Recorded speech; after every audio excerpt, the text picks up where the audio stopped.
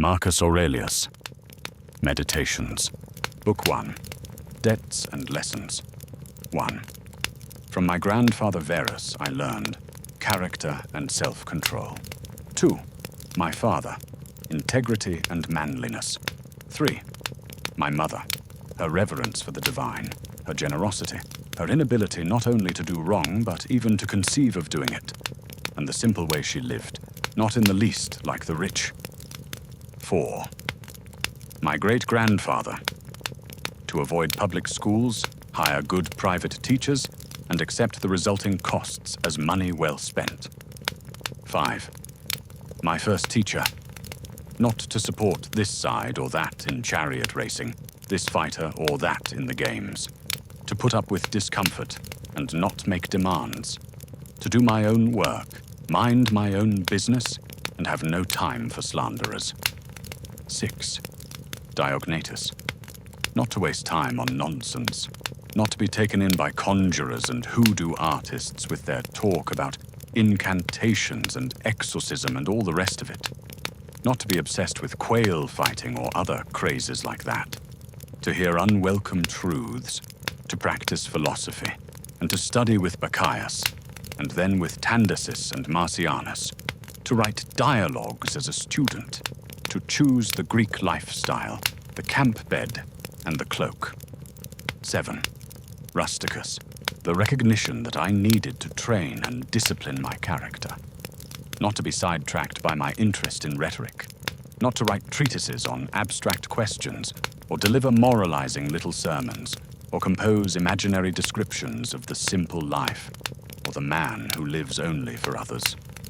To steer clear of oratory, poetry, and belles letters, not to dress up to stroll around the house, or things like that. To write straightforward letters, like the one he sent my mother from Sinuessa, and to behave in a conciliatory way when people who have angered or annoyed us want to make up. To read attentively, not to be satisfied with just getting the gist of it, and not to fall for every smooth talker, and for introducing me to Epictetus's lectures and loaning me his own copy. 8. Apollonius, independence and unvarying reliability, and to pay attention to nothing, no matter how fleetingly, except the logos, and to be the same in all circumstances, such as intense pain, the loss of a child, and chronic illness, and to see clearly, from his example, that a man can show both strength and flexibility, his patience in teaching, and to have seen someone who clearly viewed his expertise and ability as a teacher as the humblest of virtues, and to have learned how to accept favors from friends without losing your self-respect or appearing ungrateful. 9. Sextus, kindness, an example of fatherly authority in the home, what it means to live as nature requires, gravity without airs, to show intuitive sympathy for friends, tolerance for amateurs and sloppy thinkers. His ability to get along with everyone, sharing his company was the highest of compliments, and the opportunity was an honor for those around him. To investigate and analyze, with understanding and logic, the principles we ought to live by. Not to display anger or other emotions, to be free of passion and yet full of love, to praise without bombast, to display expertise without pretension. 10. The literary critic Alexander, not to be constantly correcting people, and in particular not to jump on them whenever they make an error of usage or a grammatical mistake or mispronounce something, but to answer their question or add another example, or debate the issue itself, not their phrasing, or make some other contribution to the discussion, and insert the right expression unobtrusively. 11. Fronto, to recognize the malice, cunning, and hypocrisy that power produces, and the peculiar ruthlessness often shown by people from good families. 12. Alexander the Platonist, not to constantly tell people, or write them, that I'm too busy, unless I really am. similarly, not always duck my responsibilities to the people around me because of pressing business. 13. Catalyst. Not to shrug off a friend's resentment, even unjustified resentment, but try to put things right. To show your teachers ungrudging respect, the Domitius and Athenodotus story, and your children unfeigned love. 14. My brother Severus. To love my family, truth and justice. It was through him that I encountered Thrasea, Helvidius, Cato, Dion, and Brutus, and conceived of a society of equal laws, governed by equality of status and of speech, and of rulers who respect the liberty of their subjects above all else. And from him as well, to be steady and consistent in valuing philosophy, and to help others and be eager to share, not to be a pessimist, and never to doubt your friend's affection for you. And when people incurred his disapproval, they always knew it, and that his friends never had to speculate about his attitude to anything. It was always clear. 15. Maximus. Self-control and resistance to distractions. Optimism in adversity, especially illness. A personality in balance. Dignity and grace together. Doing your job without whining. Other people's certainty that what he said was what he thought, and what he did was done without malice. Never taken aback or apprehensive. Neither rash nor hesitant, nor bewildered, nor at a loss. Not obsequious, not aggressive, not paranoid either. Generosity, charity, honesty. The sense he gave of staying on the path rather than being kept on it. That no one could ever have felt patronized by him, or in a position to patronize him. A sense of humor. 16. My adopted father. Compassion. Unwavering adherence to decisions once he'd reached them. Indifference to superficial honors. Hard work. Persistence. Listening to anyone who could contribute to the public good. His dogged determination to treat people as they deserved. A sense of when to push and when to back off. Putting a stop to the pursuit of boys. His altruism. Not expecting his friends to keep him entertained at dinner or to travel with him unless they wanted to. And anyone who had to stay behind to take care of something always found him the same when he returned. His searching questions at meetings. A kind of single-mindedness. Never content with first impressions, or breaking off the discussion prematurely. His constancy to friends, never getting fed up with them, or playing favorites. Self-reliance, always. And cheerfulness. And his planning well in advance, and his discreet attention to even minor things. His restrictions on acclamations and all attempts to flatter him. His constant devotion to the empire's needs. His stewardship of the treasury, his willingness to take responsibility and blame, his attitude to the gods, no superstitiousness, and his attitude to men, no demagoguery, no currying favor, no pandering. Always sober, always steady, and never vulgar or a prey to fads. The way he handled the material comforts that fortune had supplied him in such abundance, without arrogance and without apology. If they were there, he took advantage of them. If not, he didn't miss them.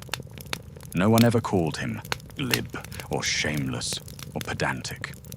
They saw him for what he was, a man tested by life, accomplished, unswayed by flattery, qualified to govern both himself and them.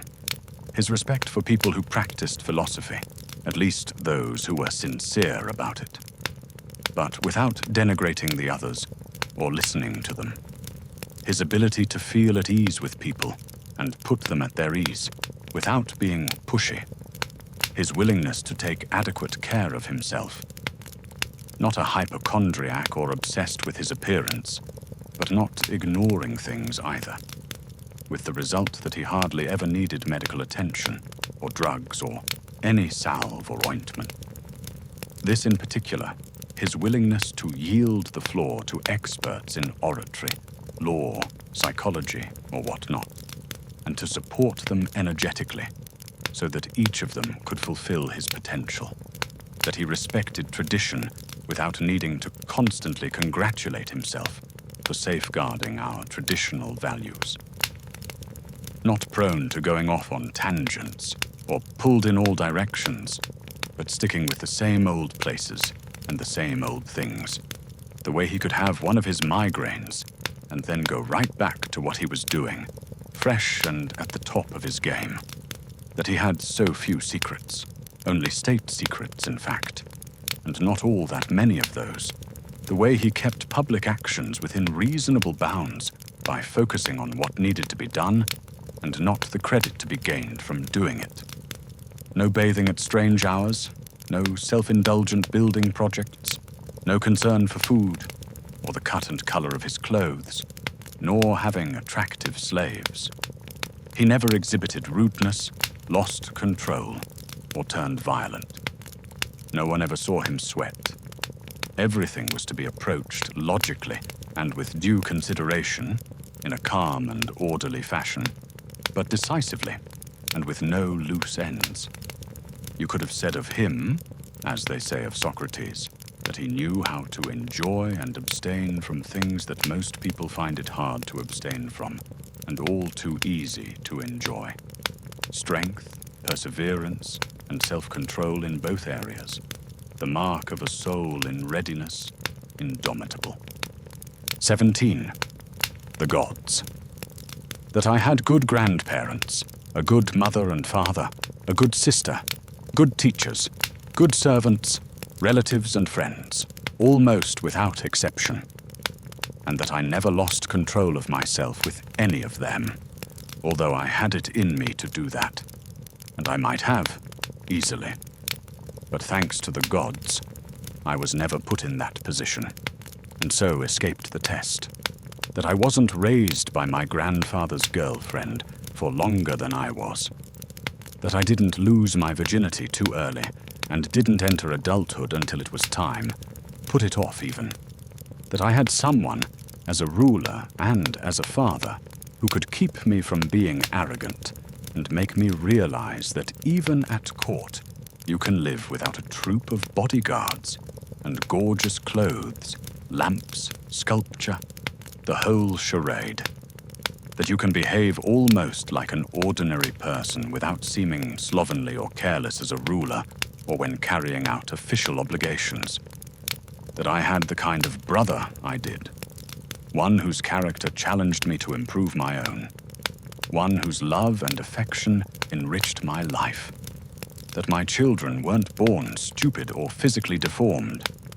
That I wasn't more talented in rhetoric or poetry or other areas. If I'd felt that I was making better progress, I might never have given them up. That I conferred on the people who brought me up the honors they seemed to want early on, instead of putting them off, since they were still young, with the hope that I'd do it later. That I knew Apollonius, Rusticus, and Maximus. That I was shown clearly and often what it would be like to live as nature requires. The gods did all they could, through their gifts, their help, their inspiration, to ensure that I could live as nature demands. And if I've failed, it's no one's fault but my own, because I didn't pay attention to what they told me, to what they taught me, practically step by step. That my body has held out, especially considering the life I've led. That I never laid a finger on Benedicta or on Theodotus, and that even later, when I was overcome by passion, I recovered from it. That even though I was often upset with Rusticus, I never did anything I would have regretted later. That even though she died young, at least my mother spent her last years with me. Whenever I felt like helping someone who was short of money or otherwise in need, I never had to be told I had no resources to help, and that I was never put in that position myself of having to take something from someone else. That I have the wife I do, obedient, loving, humble, that my children had competent teachers, remedies granted through dreams when I was coughing blood, for instance, and having fits of dizziness, and the one at Kayata, that when I became interested in philosophy, I didn't fall into the hands of charlatans, didn't get bogged down in writing treatises, didn't become absorbed by logic chopping or preoccupied with physics, all things for which we need the help of fortune and the gods.